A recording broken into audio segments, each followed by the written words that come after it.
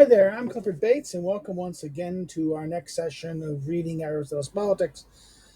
Um, Today we're looking at chapter 4, which continues his Aristotle's critique. This is in chapter 4, book 2, which continues Aristotle's critique of Plato's Republic, which is the idea of one of the theories of, the arguments of examples of what the best city is, what the best regime is. And at least the level of theory, right? And he's given his now, we're going to go on to this, right? Further, it is not easy for those establishing this sort of partnership to avoid certain outrages. Now, I think there's a issue here. Hold on. Yeah, and this is a case where this sort of community, he's left the older translation here, this sort of partnership, this sort of koinonia. In other words, not even this kind of community, this kind of koinonia. This is the old translation. He didn't consistently undo the old translation. To avoid such difficulty of the first translation. This is Lord's second translation, second edition, and which in 2013, 13, 14, 13. And the first edition was done in 1980, right? So in the early 80s. And then he used koinonia as partnership, not even I and many other people criticized, because it supposes a concept of contract. Partnership is a contract. It sounds more like the Latin societas, how Latin understood society was contractual relationships. And it has more akin to the modern understanding from Hobbes and Locke that the social contract thinking. So therefore, um, he in this translation so far he did it, but here he's leaving the old thing. So therefore, it is not easy for those establishing this sort of koinonia community to avoid such difficulties as outrages or involuntary homicides, for example, or voluntary homicides, assault or verbal abuse. In other words, once you have everyone in common and you don't know who husbands and wives are, there's going to be what? Questions of outrage and insults are going to occur. Remember the whole.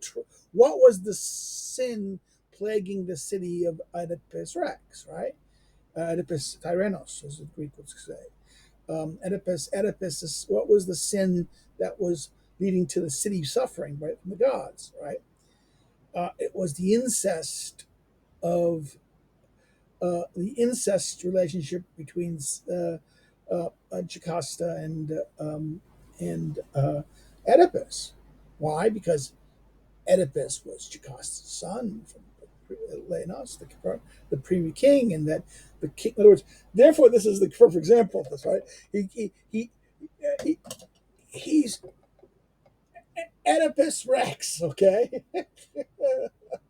In other words, if you don't know who your parents are, right? If it's going to have this city that everyone's child and no one knows whose child is whose, well, then what's going to happen is a husband, the husband will sleep with his daughter, or a son will sleep with his mother, or a father, someone killing someone else will kill his brother or father and not know it.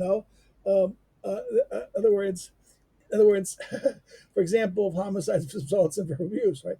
None of these things is holy when it involves father, mother, and not those of distance and kinship, and distinct from outsiders. Yet they must necessarily occur more frequently among those who are ignorant of their relatives than though among those who are familiar with them. And when they do occur, only those who are familiar with their relatives can perform the lawful expirations, while the others cannot. Again, this is perfect. In other words, the Greek law was about killing one's own. Killing one's own was a very big, naughty. Doing harm to one's own. Again, this is the idea of the Furies. This even goes back to the story of Aeschylus's trilogy and the Aristotle, right? Which is once the blood has been spilled, the Furies will come up, and the case of touching one's own blood is taboo. I mean, harming one's own is like unthinkable in that sense. That the Furies will have you, have heart like this is Orestes the Furies drove Orestes mad for killing his mother, right? Um, so therefore, this is like, therefore, who can deal with it? Now he goes, it is also odd that while sons are made in common, only sexual intercourse between lovers is eliminated. Um, uh, but love is not forbidden. Now, this is interesting. Now, here he says that is erotic love, eros, as opposed to friendship and philia. In other words, that that love is not forbidden. In other words, that parental care, like erotic, was it? What is that line here? I want to get it right. In other words, is sexual intercourse is between lovers is limited, but love is not forbidden, or friendship is not forbidden, or other practices which are improper, particularly for a father in relation to his son or a brother in relation to his brother. And indeed, love, as indeed is love by itself. In other words, okay, so therefore, certain things will become.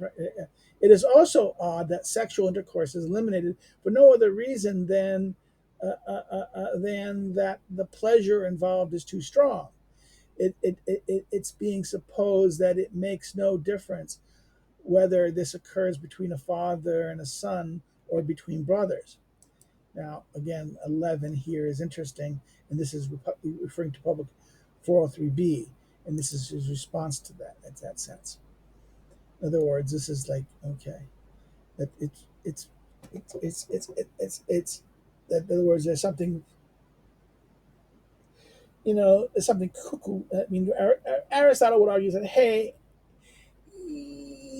no, the thing you're doing is you're that the human bond of reproduction is going to be so powerful, and that this bond is something that isn't tied to our natures, and that you're going to stop something that is natural, but then turn a blind eye to other kinds of love which may actually be destructive to and unconducive to, or improper for, certain type of relations, right? So let's continue here. He says it would seem to be more useful for the farmers to have women and children in common than the guardians, right? This is actually interesting at this point. He goes, the best regime in early books of Republic consists primarily of two classes: the producing classes, farmers and artisans, and the ruling class and military class, called the guard. Plato's called the guardians. It's left unclear in the Republic whether communism is meant for is extended to the lower classes, right? This is the problem, and therefore, in other words, would it make more sense that the communism be sent to the lower things, right? In other words, this is saying that it would have been more useful to have the women and children come for the farmers, the lower classes, for there will be less affection. For there will be less affection where children and women are common. But the rulers should be of this sort: if they are to obey their ruler, if they are to obey their rulers and not engage in subversion. In other words, that is, if you want to. Now this is very interesting. He's saying if you're going to have a situation where the ruler and rule in this radical sense, if you want these people to not rebel, not care, what is he saying here? He's saying their women and children common as a way to destroy their sense of themselves. This is, I think that is, it says, right? For there would be less affection where children and women are in common. So therefore there'd be less affection amongst themselves, right? But the ruled should be of this sort: if they are to obey their rulers and not engage in subversion. In general, there must necessarily result from a law of this sort the very opposite of what correctly enacted laws ought to properly to cause, um, and of what caused Socrates to suppose that the matter of children and women would be arranged this way. In other words, something. What is the reasons why? In other words, in general, such laws that they're doing here actually don't produce the kind of. In other words, he's saying these kind of laws don't produce the unity or the togetherness that suggest that you think they do. They actually produce actually a weakening of bonds and the breaking up of things. In fact, this is what he talks about. It's useful to, if you want to keep your the farmers or these people subservient or to the rulers. The best way you can do that is to just, by the way, this is why in feudal societies, or peasant societies, the, they destroyed family bonds. Why? The bonds at the family level were very weak. This is why, you look at early. If you look at the laboring classes in England early, in the pre-Victorian times, look how illegitimacy and broken families were very common. It was not a strong, healthy families, and that it was under the Victorian period that the desire to improve the quality of the working classes by giving them healthy families, which, by the way, the 1960s sexual revolution undoes. Right? In other words, um, it's people who have healthy, strong families already. The aristocrats, okay, the older aristocracy, they can engage in hedonistic behavior because their families are so established and so structured, and so they have so much power and wealth because their families are so strong that they can engage in this destructive behavior, and it doesn't really have a huge impact on things. But for people who don't have that kind of that stability of the family structure and the wealth and the wealth and security that that strong family structure gives, you don't have that, and then you engage in that kind of decadent these kind of diverse behaviors. Then what happens is you stay poor. Having a lot of baby mamas don't produce prosperous households. Don't produce. In other words, having a lot of women having a lot of baby fathers don't produce stable situations where there is investment and therefore the children are actually live and the families exist. The family bonds are tied. In other words, this is the problem that if you want to basically keep a population weak, unable to challenge the. I mean, this is why the welfare state is done. The welfare state is a wonderful the welfare state which does not punish illegitimacy, but rewards it, or supporting it by giving assistance to those who engage in it wantingly. Uh, uh, is a mechanism of creating a underclass that is subservient to the political interests that support it. Okay, this is the warning that's implicit here that Aristotle's kind of warning about, and I think saying that's there, um, and the kind of society you're going to have because of that. It's not going to be you're not going to have a society of equals there. You're going to have a society of unequals where there's going to be rulers and ruled, and the ruled will be what the rulers will be. The ruled will be unable to have the means by which they can free themselves from their situation of subservience. And this is that weird moment. This is why he's saying this is the opposite of what this does. And therefore, what caused Socrates to suppose that this happened? This is a question. This is a real question to Socrates, and I said, for we suppose affection to be greatest of the good things for cities. Affection, in other words, affection, care for each other, right?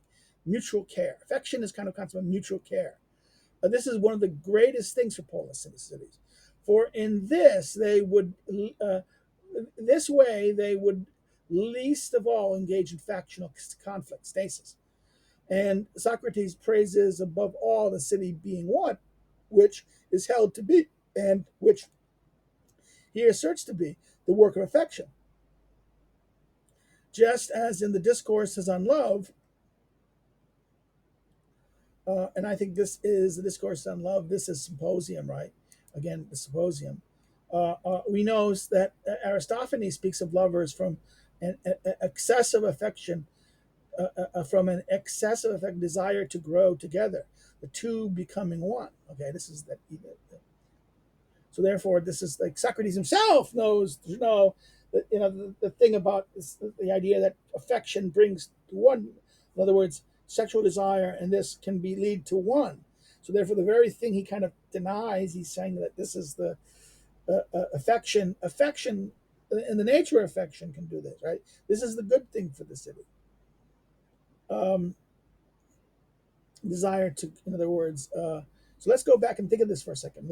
In other words, affection leads against as a mechanism in the city against stasis, care for each other, love of each other, that affection, having affection for each other, is a counterbalance for stasis. Well, that is, I'm going to take a note here. So I'm working on book 5 right now, and this is um,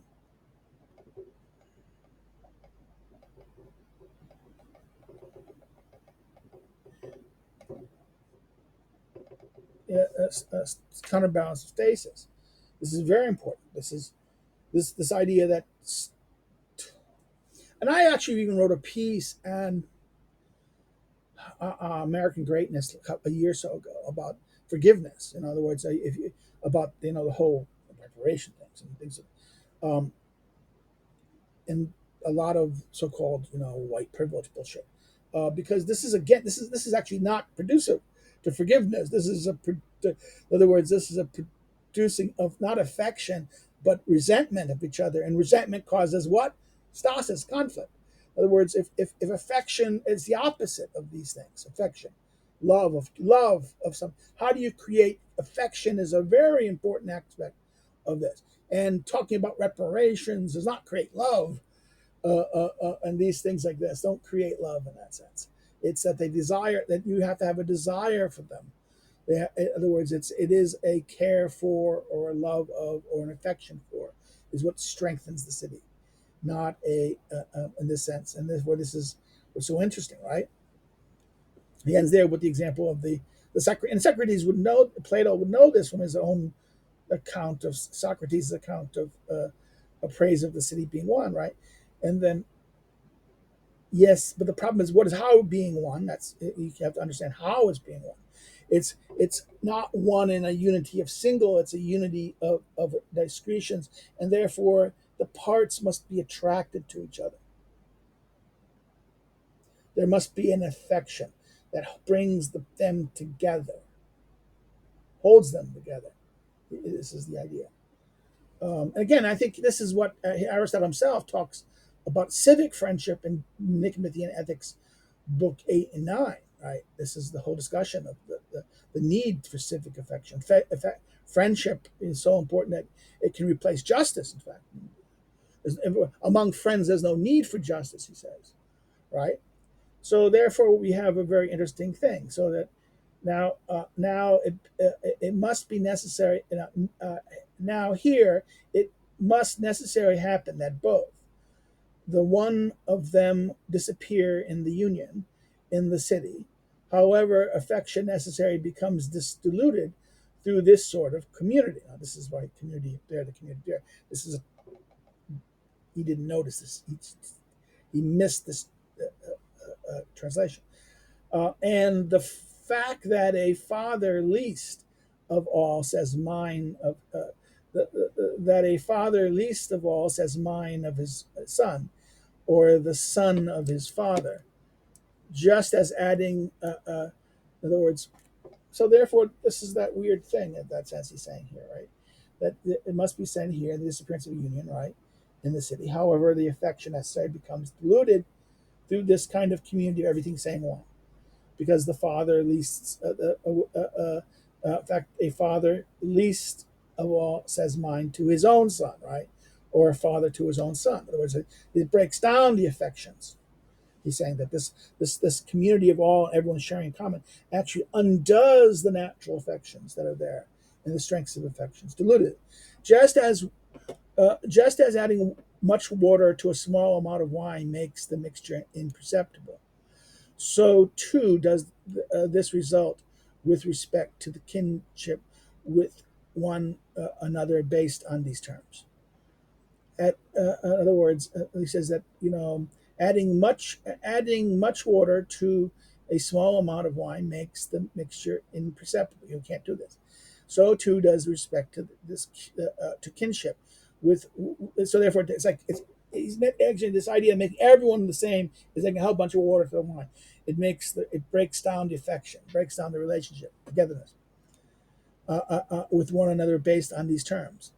It being least of all necessary in a regime of this sort for a father to take thought for his sons as sons, or or a son of his father as father, or brothers, or for one another as brothers. Now, he's accepting the manuscript rather than the conjecture alteration by altering. And this is a text note, and he's going to follow the manuscript rather than the Dingerzer's. I got a copy of this. This is Dingerzer's edition of the Greek. Here's the two Greeks. This is Dingerzer's edition of and this is the Ross, which is mostly the corrected manuscript. These are the two classic editions of the Greeks. That's the history book club thing from America, like hundreds of years ago. That's the.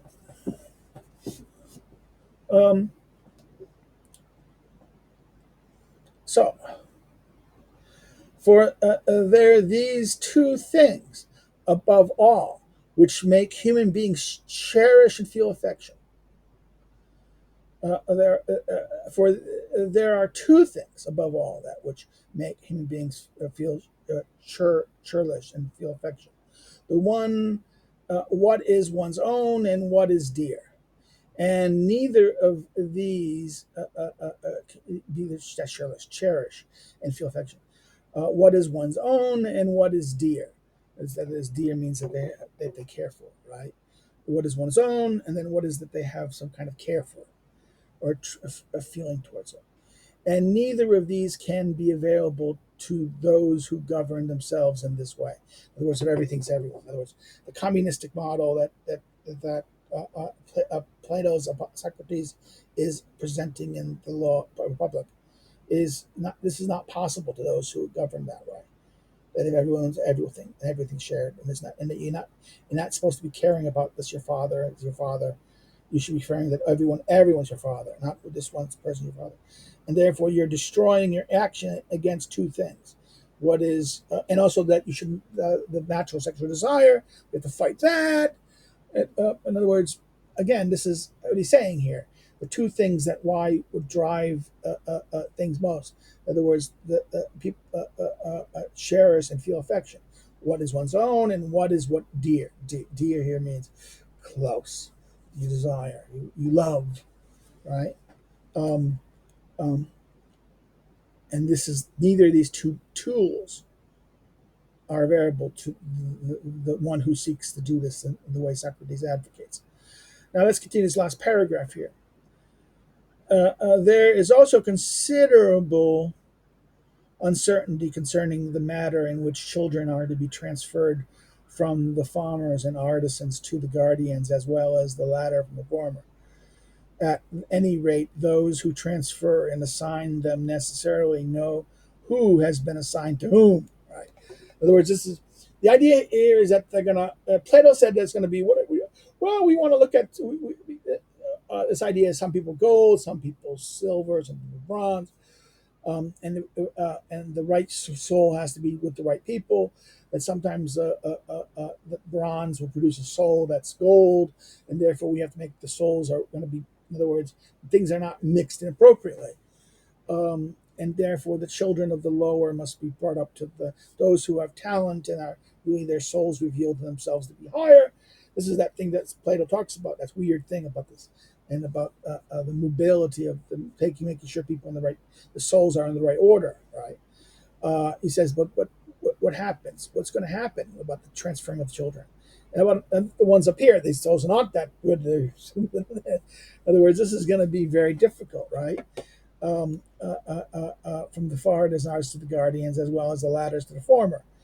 This who's transferring to who? In other words, Those who transfer and assign them necessarily know who has been assigned to whom. In other words, the ones who actually know that will know that, and they might resent it. They might say, "Oh, he's not really one of us." You understand? This is the idea. Further, what is mentioned before must necessarily result above all in these cases. That is, assaults, love affairs, murders. For those who have been assigned to the other class of citizens will no longer address as guardians as brothers, address the guardians as brothers, children, fathers, or mothers, nor will those among the guardians also address the other class of citizens, so that they avoid doing any of these things on account of their kinship. In other words, they don't. In other words, this is very interesting. Let's read this. Right? It says, what was mentioned before must necessarily result above all in these cases, right? Because why? Because that is assaults, love affairs, murders. For those who have been assigned to the other classes of citizens will no longer address the guardians as brothers, children, fathers, or mothers, nor will those among the guardians so address the other classes of citizens below them, right? The ones up here go down here. The ones that they don't see the other ones as their brothers or sisters anymore. They see these people as their brothers, and therefore the city becomes divided in that sense.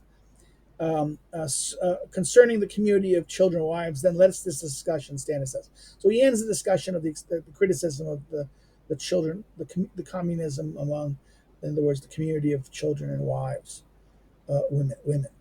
Um, and it's saying we're not going to stop here. We're going to given what let's end this moment of our discussion here about this, um, because this is there's problems here, lots of problems. And that what happens here is that the moving of this creates this.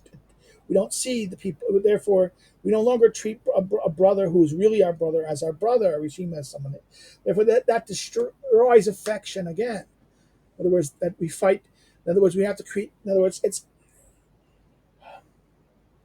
the artificially construct of affection of class of the brothers who are not our brothers. This is going to be weak. But the natural affection of who's really our brothers, we have to destroy, we have to fight real affection. And by fighting real affection, it makes this kind of affection unrealistic or not strong enough. Well, let's stop here. This is where he ends, like I said, concerning the community of wives and children. Let us stand this discussion. So he stops this. He concludes here the discussion of women and children. He address other issues. And I think he's going to address the next chapter, the property issue, the sharing of property in common. If you have any comments, please put them below. If you have any concerns about things or questions or things you don't understand so far, like some clarification, please comment. I'll reply when I see it. If you've liked what we've done, like it. If you didn't like it, don't like it. Say why. For criticism, we like that as well. We accept criticism. We'll learn from it in that sense. If you like what you said, please share it. Tell your friends about it. Share on social media. So if you want to if you've seen this for the first time and you're not a subscriber, subscribe. Encourage others to subscribe. You can follow me on social media, my social media presence and things below. I'm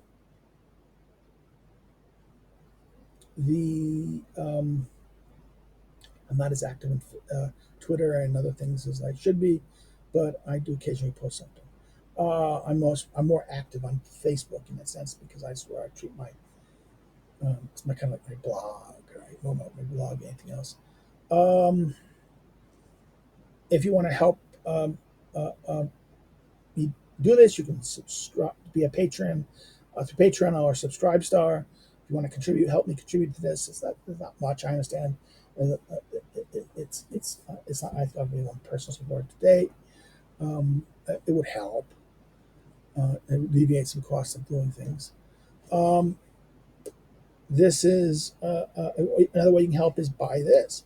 This is my notebook on it's called work notebook on Aristotle's politics. This is very useful for people studying the politics as a kind of study guide, a Cliff's Notes for take it. Not a summary to be read in lieu of it, but rather a kind of guide to help you go through it and understand the text.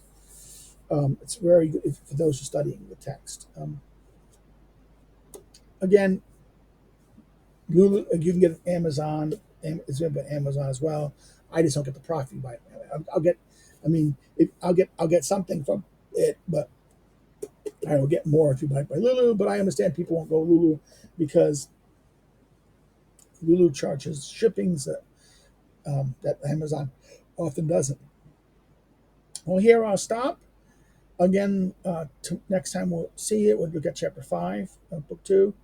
And have a good day. Take care. Bye bye.